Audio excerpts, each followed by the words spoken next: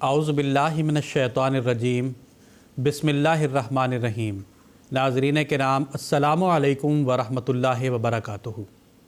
ناظرین، اصحابی کالنجوم کے موضوع پر اپنے ڈسکشن پروگرامز کی سیریز کے ایک اور ایپیسوڈ کے ساتھ ہم آپ کی خدمت میں حاضر ہیں۔ ناظرین، آج کے ایپیسوڈ میں ہمارے ساتھ جو علماء کرام یہاں پر اسٹوڈیو میں موجود ہیں، میں سب سے پہلے ان کا تعارف کروا دیتا ہوں۔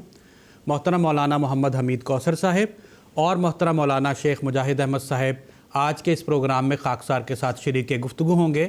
میں ہر دو حضرات کا خیر مقدم کرتا ہوں۔ ناظرین، حضرت رسول اکرم صلی اللہ علیہ وسلم نے اپنے صحابہ رضوان اللہ علیہم اجمعین کے بارے میں فرمایا کہ اصحابی کالنجوم بأیہم اقتدیتم اہتدیتم، یعنی میرے صحابہ رضوان اللہ علیہم اجمعین ستاروں کی مانند ہیں، تم ان میں سے جس بھی جلیل القدر صحابی کے نمونہ پر چلو گے تو ہدایت پا جاؤ گے۔ ناظرین، رسول کریم صلی اللہ علیہ وسلم کی بعثت کے وقت تمام عرب علمی، اخلاقی، معاشرتی اور دینی غرض ہر پہلو سے پستی و ذلت کا شکار تھا، مگر کیا وجہ تھی کہ عرب کی بادیہ نشین وحشی قوم میں ایسا انقلاب برپا ہوا کہ وہ نہ صرف انسان بلکہ با اخلاق انسان اور با خدا انسان بن گئے۔ ناظرین، آج کے اس ایپیسوڈ میں ہم ایک ایسے ہی جلیل القدر صحابی کا ذکر کریں گے اور ان کی سیرت پر ہمارے علماء روشنی ڈالیں گے۔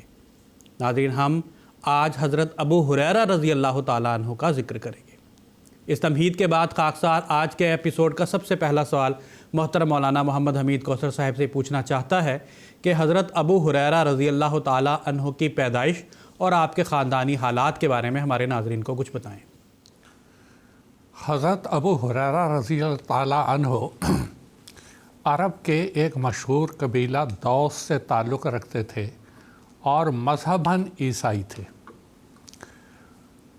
اسلام کا پیغام ان کو پہنچا اور اس کے بعد مزید تحقیق کے لیے یہ مدینہ آئے۔ یہ اصل میں جنوبی عرب کے علاقے کے تھے، لیکن پھر یہ یہاں آئے، مدینہ آ گئے۔ ان کی پہلی ملاقات رسول کریم صلی اللہ علیہ وسلم سے اس وقت ہوئی جب سن 7 ہجری میں حضور صلی اللہ علیہ وسلم غزوہ خیبر کے بعد واپس مدینہ تشریف لائے۔ رستے میں حضرت ابو ہریرہ رضی اللہ تعالیٰ عنہ کی رسول کریم صلی اللہ علیہ وسلم سے ملاقات ہوئی۔ جب ابو ہریرہ مدینہ آئے تو آپ کے ساتھ آپ کا ایک غلام بھی تھا، مگر وہ مدینہ داخل ہونے سے پہلے ہی کہیں فرار ہو گیا، گم ہو گیا، اور اس زمانے کے لحاظ سے غلام تو ایک سرمایہ ہوتا ہے، بہرحال وہ گم ہو گیا۔ حضرت ابو ہریرہ رضی اللہ تعالیٰ عنہ رسول کریم صلی اللہ علیہ وسلم کے ہاتھ پر بیعت کر رہے تھے اور اس کے بعد دیکھا کہ وہ غلام آ گیا ہے۔ حضور صلی اللہ علیہ وسلم نے فرمایا، یہ لو تمہارا غلام بھی آ گیا ہے۔ تو حضرت ابو ہریرہ کہنے لگے کہ حضور، اب میں یہ اللہ کی راہ میں وقف کرتا ہوں اور اللہ کی راہ میں یہ میں ہدیہ دیتا ہوں۔ یہ پہلی ایک قربانی تھی جو انہوں نے پیش کی۔ حضرت ابو ہریرہ رضی اللہ تعالیٰ عنہ جب سے مدینہ آئے اور اسلام میں داخل ہوئے، ان کے اندر ایک احساس پیدا ہو گیا کہ باقی صحابہ تو قدیم صحابہ ہیں جو رسول کریم صلی اللہ علیہ وسلم کی ہدایات، ارشادات، احادیث اور اسوہ کے بارے میں بہت کچھ معلومات حاصل کرتے چلے آ رہے ہیں، اور میں اتنی دیر سے اسلام میں داخل ہوا ہوں۔ چنانچہ انہوں نے فیصلہ کر لیا کہ میں مسجد نبوی میں ہی رہوں گا، میں اس مسجد نبوی کے در کو نہیں چھوڑوں گا۔ چنانچہ یہ مسجد نبوی میں ایک صفہ جگہ تھی، ایک اونچی جگہ تھی، اس میں یہ رہتے تھے، اور رہنے کے ساتھ ہی انہوں نے یہ اپنی ایک عادت بنا لی، یہ عزم کر لیا کہ حضور صلی اللہ علیہ وسلم جب بھی گھر سے باہر تشریف لائیں گے، میں حضور کے ساتھ ساتھ چلوں گا اور حضور کی کسی مجلس سے میں غیر حاضر نہیں ہوں گا، تاکہ حضور جو فرمائیں وہ میں سنتا چلا جاؤں اور اس کو اپنے ذہن میں محفوظ کرتا چلا جاؤں۔ ہوا یہ کہ یہ رسول کریم صلی اللہ علیہ وسلم کی خدمت میں ایک دفعہ حاضر ہوئے۔ حافظے کے لحاظ سے یہ کمزور تھے، حافظہ اتنا مضبوط نہیں تھا۔ یہ حضور صلی اللہ علیہ وسلم کی خدمت میں حاضر ہوئے کہ حضور آپ جو کچھ ارشادات فرماتے ہیں وہ میں اکثر بھول جاتا ہوں۔ حضور صلی اللہ علیہ وسلم نے ان کی فریاد کو سنا اور حضور نے فرمایا اپنی چادر بچھاؤ۔ انہوں نے اپنی چادر بچھا دی۔ حضور نے 3 چلو، جس کو پنجابی میں ہم بک کہتے ہیں، وہ جیسے لے کے ان کی چادر میں ڈال دیے۔ جب وہ ڈال دیے تو ابو ہریرہ رضی اللہ تعالیٰ عنہ کو فرمایا جاؤ آج کے بعد تم بھولو گے نہیں۔ اب اس کے بعد کیا ہوا کہ انہوں نے جو کچھ سنا وہ یہ بھولے نہیں، اور اتنا اللہ تعالیٰ نے مضبوط حافظہ دیا کہ 5374 احادیث جو ان سے، اس سے کم بھی ہو سکتی ہیں، زیادہ بھی ہو سکتی ہیں، روایات مختلف ہیں، وہ انہوں نے آگے بیان کی اور ان کے ذریعہ سے امت اور مسلمانوں کو پہنچی۔ یہاں ایک بات بیان کرنا بھی بہت ضروری ہے۔ جب یہ مسجد نبوی میں رہتے تھے، کہیں ادھر ادھر نہیں جاتے تھے، تو کچھ اہم واقعات ان کے ساتھ ہوئے۔ ان کے ایک بھائی آئے اور رسول اکرم صلی اللہ علیہ وسلم کی خدمت میں عرض کیا یا رسول اللہ اس کو کہیں جا کے کوئی کام کاج کرے، یہ کیا مسجد میں پڑا رہتا ہے ہر وقت، اس کو کام کرنے کے لیے کہیں۔ حضور صلی اللہ علیہ وسلم نے فرمایا کہ تم کو کیا معلوم کہ اسی کی بدولت اللہ تعالیٰ تم کو رزق دے رہا ہے، اس کو یہاں ہی رہنے دو تاکہ یہ دین کی خدمت کرے۔ اور ایک دفعہ ایسا ہوا کہ یہ بیچارے بھوک تھی، ان کو بھوک لگی ہوئی تھی، تو یہ ایک رستے پہ بیٹھ گئے اور قرآن مجید کی ایک آیت انہوں نے پہلے حضرت عمر رضی اللہ تعالیٰ عنہ سے پوچھی، جس کا مطلب یہ تھا کہ وہ مجھے کچھ کھانا کھلائیں گے۔ چنانچہ وہ اس کی تفسیر بیان کر کے چلے گئے، کہنے لگے دیکھو تفسیر بیان کرنے آئے۔ اس کے بعد کیا ہوا کہ حضرت ابو بکر رضی اللہ تعالیٰ عنہ سے وہ آیت پڑھی اور کہا اس کا کیا مطلب ہے، انہوں نے بھی مطلب بنایا اور چلے گئے۔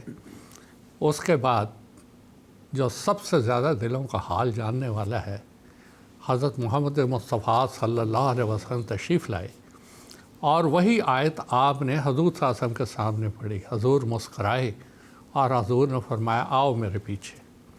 آپ نے گھر جا کے دستک دی اور پوچھا کچھ ہے، تو ام المومنین نے فرمایا کہ ہاں ایک دودھ کا پیالہ ہے جو ایک پڑوس کے گھر سے آتا ہے، وہ ہے ایک دودھ کا پیالہ۔ آپ نے وہ منگوایا۔ اب ابو ہریرہ للچائی ہوئی نظروں سے اس کو دیکھ رہے ہیں، وہ پیالہ ہے، دودھ ہے۔ حضور نے فرمایا ابو ہریرہ وہ جتنے اصحاب صفہ ہیں سب کو بلا کے لاؤ، یہ کہیں کہ دیکھو بھوک مجھے لگی تھی، آیت کی تفسیر میں پوچھ رہا تھا، اب وہ پیالہ ایک ہے، اب میں سارے اصحاب صفہ کو بلاؤں گا، مجھے بچے گا کیا۔ چنانچہ وہ آئے، وہ بیٹھ گئے۔ اب حضور نے پیالہ بھی ان کو دیا، ان کو امید تھی مجھے ہی پہلے دیں گے، پیالہ ان کو دیا کہ باری باری سب کو پلاؤ۔ فرماتے ہیں میں نے ایک طرح سے پلانا شروع کیا، دوسری طرح سے پلاتے پلاتے وہ سب جتنے حاضر تھے سب نے پیا۔ اس کے بعد حضور نے اپنے دست مبارک میں لیا اور فرمانے لگے ابو ہریرہ اب رہ گیا تم اور میں، اب پیو۔ بٹھایا اور اسے کہا کہ پیو۔ ابو ہریرہ پیتے جاتے ہیں، حضور نے فرمایا اور پیو اور پیو اور پیو۔ کہتے ہیں کہ اتنا میں سیر ہو گیا اس دودھ سے کہ ایسا لگتا تھا جیسے اب میرے ناخنوں سے نکلنے لگ پڑے گا، اتنا میں نے یہ دودھ پیا۔ اس کے بعد حضور نے وہ دودھ پیا۔ اب آپ دیکھیں کہ یہ بات ہمیں کیا سکھاتی ہے کہ جو انسان اللہ کی راہ میں نکلتا ہے اور اللہ پر توکل کرتا ہے، اللہ تعالیٰ اس کو وہاں سے دیتا ہے جہاں سے وہ تصور بھی نہیں کر سکتا۔ اور ابو ہریرہ کی زندگی ہم سب کے لیے ایک مثال ہے کہ کس طرح انہوں نے اللہ کی راہ میں اپنے آپ کو قربان کیا اور اس کے بعد اللہ تعالیٰ نے ان کے رزق کا انتظام کیا، نہ صرف ان کے بلکہ ان کے ذریعہ سے ان کے بھائی کو بھی۔ جزاکم اللہ تعالیٰ حسن الجزا۔ اسی تسلسل میں خاکسار کا اگلا سوال محترم مولانا شیخ مجاہد احمد شاستری صاحب سے یہ ہے کہ حضرت ابو ہریرہ رضی اللہ تعالیٰ عنہ نے کس طرح اسلام قبول کیا تھا، اس پر کچھ روشنی ڈالیں۔ جزاکم اللہ حسن الجزا۔ بانی جماعت احمدیہ حضرت مرزا غلام احمد صاحب قادیانی مسیح موعود و مہدی موعود علیہ الصلوۃ والسلام صحابہ رضوان اللہ علیہم کے مقام و مرتبہ کے متعلق ایک مقام پہ بیان فرماتے ہیں کہ صحابہ کرام کی وہ پاک جماعت تھی جو اپنے نبی صلی اللہ علیہ وسلم سے کبھی الگ نہیں ہوئے، اور وہ آپ صلی اللہ علیہ وسلم کی راہ میں جان دینے سے بھی دریغ نہیں کرتے تھے۔ وہی شخص حضرت صلی اللہ علیہ وسلم کی سچی قدر کر سکتا ہے جو صحابہ کرام کی قدر کرتا ہے۔ جو صحابہ کرام کی قدر نہیں کرتا وہ ہرگز حضرت صلی اللہ علیہ وسلم کی قدر نہیں کرتا۔ وہ اس دعویٰ میں جھوٹا ہے اگر کہے کہ میں حضرت صلی اللہ علیہ وسلم سے محبت رکھتا ہوں، کیونکہ یہ کبھی نہیں ہو سکتا کہ حضرت صلی اللہ علیہ وسلم سے محبت ہو اور صحابہ سے دشمنی۔ اسی ضمن میں آج حضرت صلی اللہ علیہ وسلم کے ایک عظیم الشان صحابی حضرت ابو ہریرہ رضی اللہ تعالیٰ عنہ کی قبولیت اسلام کے حوالے سے چند باتیں عرض کرنی ہے۔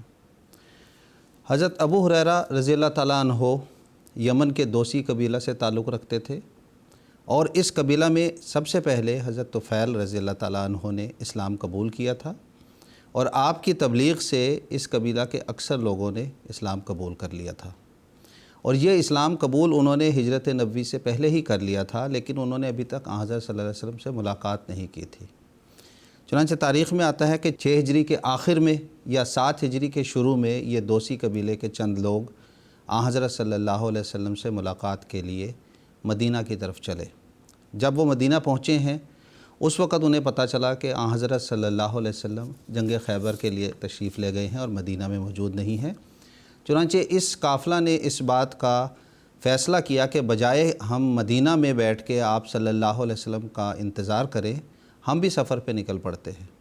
چنانچہ حضرت ابو ہریرہ رضی اللہ تعالیٰ عنہ کہتے ہیں کہ میں شوق میں اور جذبہ میں شعر پڑھتے ہوئے جا رہا تھا، اور پھر میں نے وہیں پر جا کر حضرت صلی اللہ علیہ وسلم کی بیعت کی، اور اس بیعت کے نتیجے میں جو میرا راستے میں غلام گم گیا تھا وہ مجھے دوبارہ مل گیا۔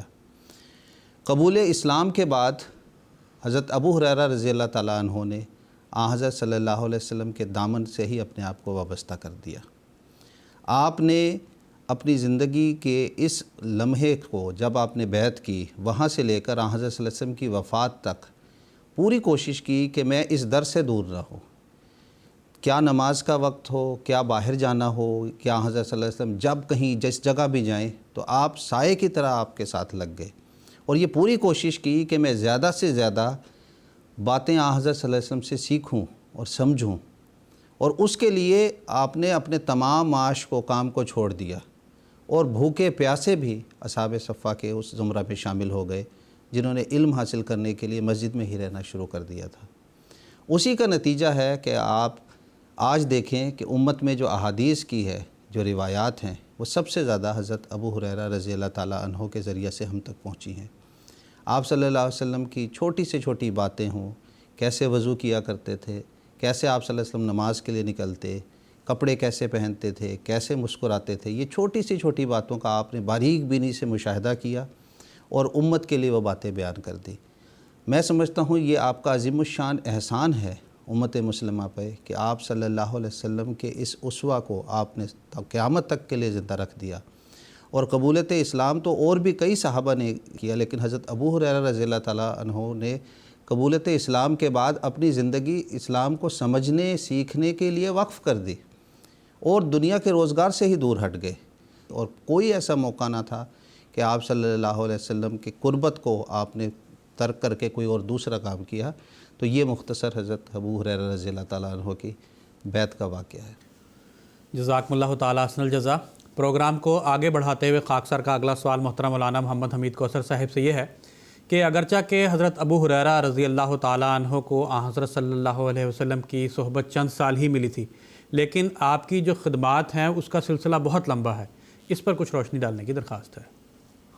آپ کی خدمات کا سلسلہ سب سے زیادہ یہ ہے کہ وہ ذخیرہ احادیث تھی، اور سنت رسول کریم صلی اللہ علیہ وسلم کی جو سنت تھی اس کی تفصیل جو تھی حضرت ابو ہریرہ رضی اللہ تعالیٰ عنہ نے وہ جمع کی اور آگے صحابہ کو سکھائی، اور صحابہ کے بعد آگے تابعین نے وہ سارا کچھ سیکھا۔ لیکن یہاں ایک ضروری بات حضرت ابو ہریرہ رضی اللہ تعالیٰ عنہ کے تعلق سے بیان کرنا ضروری ہے۔ حضرت ابو ہریرہ رضی اللہ تعالیٰ عنہ نے بھوک برداشت کی، تکلیف برداشت کی، لیکن جس وقت فتوحات کا زمانہ آیا اور ایران فتح ہوا تو کسریٰ کا ایک رومال تھا جو جب وہ دربار میں بیٹھتا تھا اپنے ہاتھ میں وہ رومال لے کے فخریہ طور پہ وہ بیٹھا کرتا تھا۔ جب مال غنیمت اور یہ سارا سامان آیا تو وہ رومال حضرت ابو ہریرہ رضی اللہ تعالیٰ عنہ کو ملا۔ اب صحابہ کے نزدیک ان چیزوں کی بہرحال قدر و قیمت کیا ہو سکتی ہے دنیاوی لحاظ سے، وہ تو اپنا سب کچھ اللہ رسول اور عبادات سے ان کا زیادہ تعلق ہے۔ بہرحال وہ رومال ان کے پاس تھا۔ ایک دفعہ کھانسی آئی تو آپ کا وہ جو بلغم تھا آپ نے وہ رومال میں ڈال دیا، اور اس وقت دو لفظ انہوں نے کہے، بخے بخے ابو ہریرہ، یا ابو ہریرہ تیری کیا شان ہے، تیری کیا شان ہے، واہ واہ۔ صحابہ نے پوچھا یہ کیا کہہ رہے ہیں آپ؟ جب صحابہ نے اصرار کیا تو آپ نے بتایا کہ ایک زمانہ وہ تھا کہ ابو ہریرہ کو بھوک کی وجہ سے غشی پڑ جاتی تھی اور لوگ ان کو جوتیاں مارتے اور سنگھاتے تھے کہ اس کو مرگی کا دورہ ہو گیا ہے، کیونکہ عربوں میں یہ طریقہ تھا جو بے ہوش ہو جاتا تھا اس کو جوتیاں ماری جاتی تھی۔ مجھے جوتیاں پڑتی تھی، حالانکہ مجھے کوئی مرگی نہیں تھی، مجھے صرف بھوک کی وجہ سے غشی آ جاتی تھی۔ لیکن وہی ابو ہریرہ حضرت محمد صلی اللہ علیہ وسلم کی غلامی کے بعد آج یہاں پہنچا کہ کسریٰ کا رومال اس کے ہاتھ میں اور وہ اس کو تھوک رہا ہے۔ تو یہاں سے یہ پتہ چلتا ہے جو اللہ کی دین کی خاطر تکلیفیں اٹھاتا ہے اللہ تعالیٰ اس کو بے ثمر نہیں چھوڑتا۔ اللہ تعالیٰ اس دنیا میں بھی اس کو نوازتا ہے اور آخرت میں بھی انشاءاللہ تعالیٰ اس کو نوازے گا۔ یہ حضرت ابو ہریرہ رضی اللہ تعالیٰ عنہ کا نمونہ ہم کو یہ سکھاتا ہے کہ دین کی راہ میں مشقت کرنا کبھی بے نتیجہ نہیں رہتا۔ جزاکم اللہ تعالیٰ احسن الجزا۔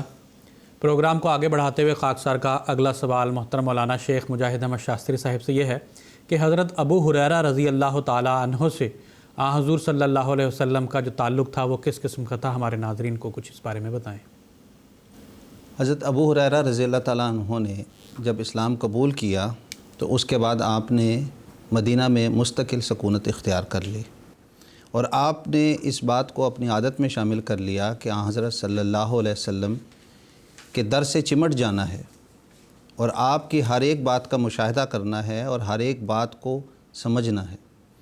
چنانچہ ایک موقع پر آپ بیان فرماتے ہیں کہ حضرت ابو ہریرہ رضی اللہ تعالیٰ عنہ یہ بیان فرما رہے ہیں کہ حضرت صلی اللہ علیہ وسلم کی ذات مبارکہ کا مشاہدہ میری روح کی تسکین تھی، اور ایک اور موقع پہ بیان فرمایا، یا رسول اللہ آپ کا دیدار میری زندگی اور آنکھوں کی ٹھنڈک ہے۔ چنانچہ 3 سال یا 3.5 سال کا یہ جو عرصہ ہے، اس مکمل عرصے میں آپ نے یعنی حضرت ابو ہریرہ رضی اللہ تعالیٰ عنہ نے پوری کوشش کی کہ حضرت صلی اللہ علیہ وسلم کی چھوٹی سے چھوٹی حرکت کو بھی مشاہدہ کروں، اس کو سیکھوں، اس کو سمجھوں، اور آپ اس عرصے کو اپنی زندگی کا سرمایہ حیات خیال کرتے تھے۔ ایک موقع پر حضرت ابو ہریرہ رضی اللہ تعالیٰ عنہ اس زمانے کا ذکر کرتے ہوئے بیان کرتے ہیں کہ رسول اللہ صلی اللہ علیہ وسلم جب استنجا کو جاتے تھے تو میں آپ صلی اللہ علیہ وسلم کو پانی لا کر دیتا تھا۔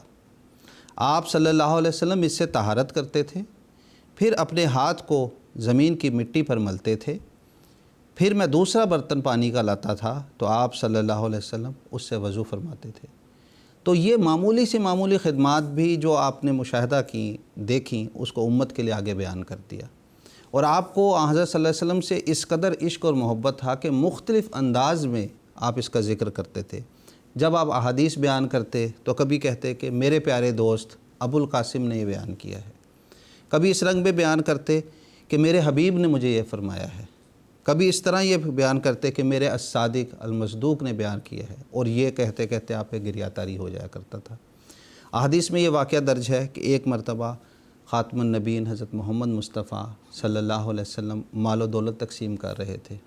بعض صحابہ مال و دولت بڑھ چڑھ کر مانگ رہے تھے۔ حضور صلی اللہ علیہ وسلم نے حضرت ابو ہریرہ رضی اللہ تعالیٰ عنہ کو فرمایا کہ ابو ہریرہ تم کیوں خاموش بیٹھے ہو، تم کیوں کچھ نہیں مانگتے؟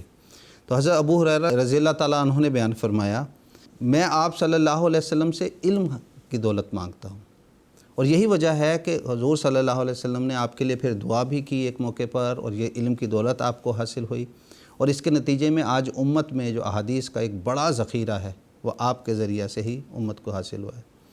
آپ صلی اللہ علیہ وسلم کی وفات کے بعد حضرت ابو ہریرہ رضی اللہ تعالیٰ عنہ کو حضرت ابو بکر صدیق رضی اللہ تعالیٰ عنہ کے زمانے میں فتنہ ارتداد کو دور کرنے میں عظیم الشان خدمات کا موقع ملا۔